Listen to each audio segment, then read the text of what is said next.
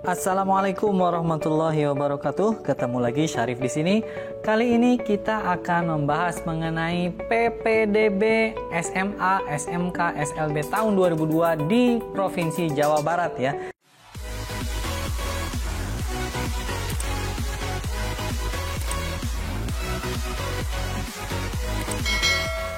Langsung saja yang pertama, bahwa di PPDB kali ini nggak jauh berbeda dengan PPDB tahun 2021 ya. Nah, ini ada beberapa persyaratannya ya yang bisa dipersiapkan dari sekarang. Mulai dari ijazah, lalu ada akta kelahiran juga, lalu kartu keluarga, KTP, dan rapot dan surat tanggung jawab mutlak orang tua. Ya, ini harus disiapkan. Lalu juga untuk persyaratan khususnya disiapkan juga kartu-kartu ya bagi yang akan masuk melalui jalur afirmasi seperti kartu Indonesia Pintar dan lain sebagainya. Lalu juga surat keterangan domisili dari RT atau RW untuk yang afirmasi korban bencana ya. Lalu surat tugas orang tua. Nah, ini khusus untuk jalur perpindahan tugas orang tua ya. Atau anak guru. Nah, ini maksimalnya 3 tahun ya. Dan untuk afirmasi kondisi tertentu yang terdampak COVID-19. Dan terakhir yang harus dipersiapkan itu adalah piagam atau dokumentasi prestasi yang akan masuk melalui jalur prestasi kejuaraan. Nah, ini dokumennya maksimal yang 5 tahun lalu, minimal 6 bulan terakhir ya. Ini beberapa yang bisa dipersiapkan. Nah, berikutnya ini khusus untuk identitas kependudukan. Nah, bagi yang kakaknya belum 1 tahun, ya kartu keluarganya belum 1 tahun atau ada perubahan, maka bisa melampirkan surat keterangan dari RT RW kelurahan ya, yang menerangkan lamanya berdomisili gitu kan. Bisa jadi ada di antara Bapak Ibu yang kakaknya dibuat ulang ya. Nah, itu. Lalu yang berikutnya untuk persyaratan bagi ketem ya, ini ada beberapa kartu yang harus dipersiapkan.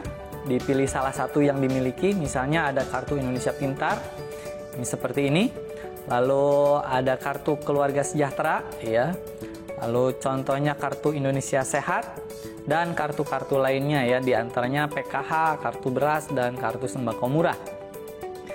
Ya, dan surat keterangan tidak mampu dari kelurahan. Nah, ini bisa jadi dipakai kalau memang tidak punya kartu-kartu yang tadi, bisa minta surat keterangan tidak mampu dari kelurahan. Tapi ini harus benar-benar real ya, dan nanti akan ditindaklanjuti dengan visitasi dari panitia PPDB-nya.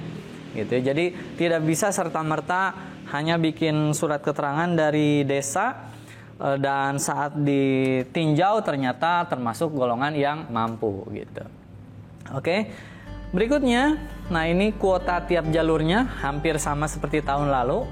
Ya, untuk SMA zonasinya 50%, afirmasi 20%, perpindahan tugas 5%, dan prestasinya 25%. Untuk SMK, prestasi raportnya 60%, kejuaraan 5%, afirmasi 20%, prioritas terdekat 10%, dan perpindahan 5%.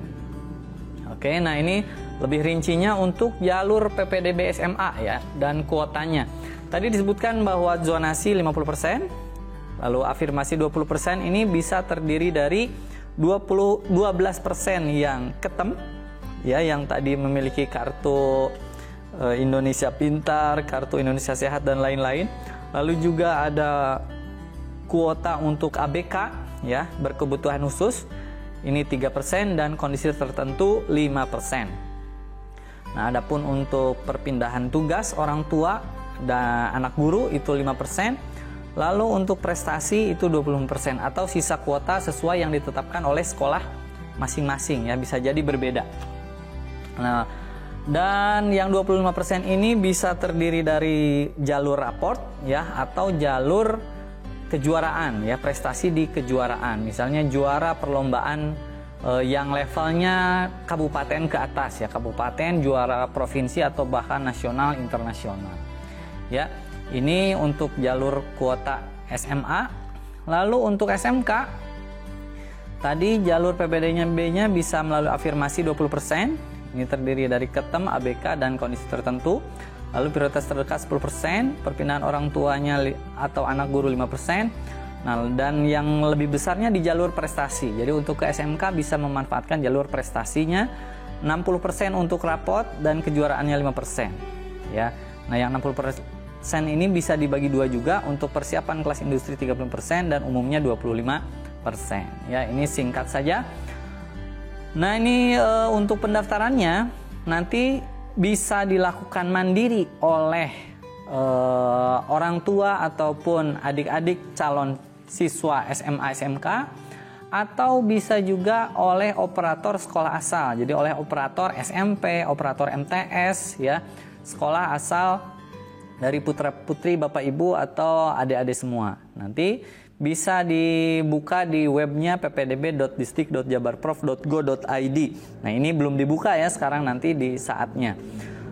Lalu bisa juga kalau tidak bisa online mandiri, bisa juga meminta bantuan ke sekolah tujuannya. Silakan datang ke SMA atau SMK tujuannya, ya, dan untuk mendaftarkan secara offline gitu ya.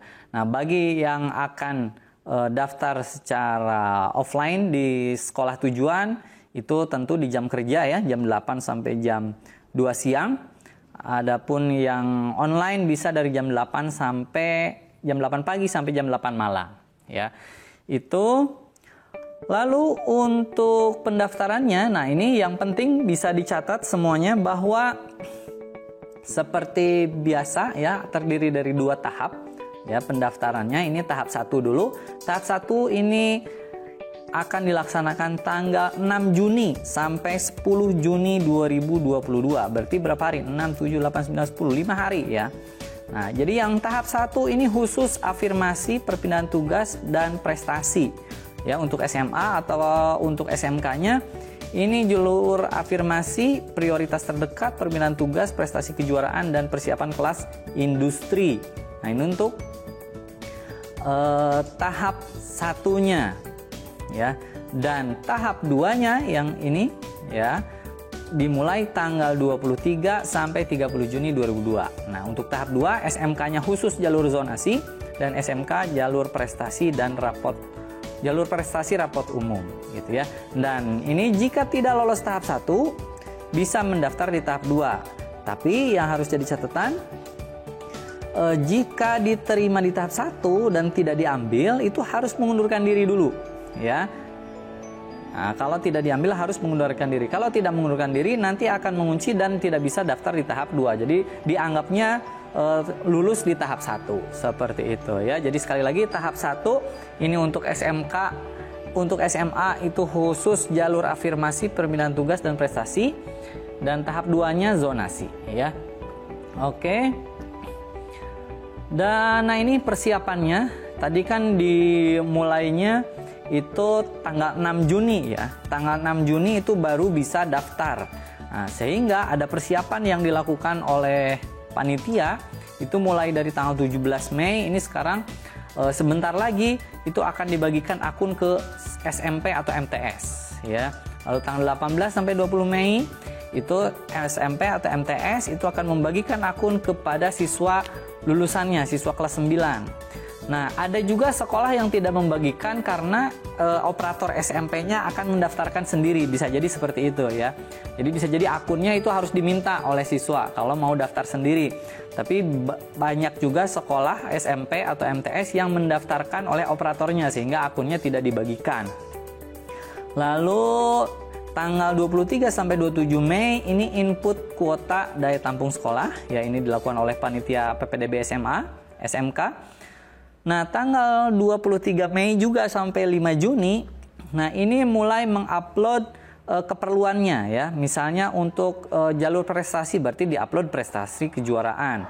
Atau juga ada upload raport ya untuk yang akan masuk ke jalur prestasi rapor gitu. Lalu diupload juga surat tugas untuk kondisi tertentu dan surat tugas untuk korban bencana ya.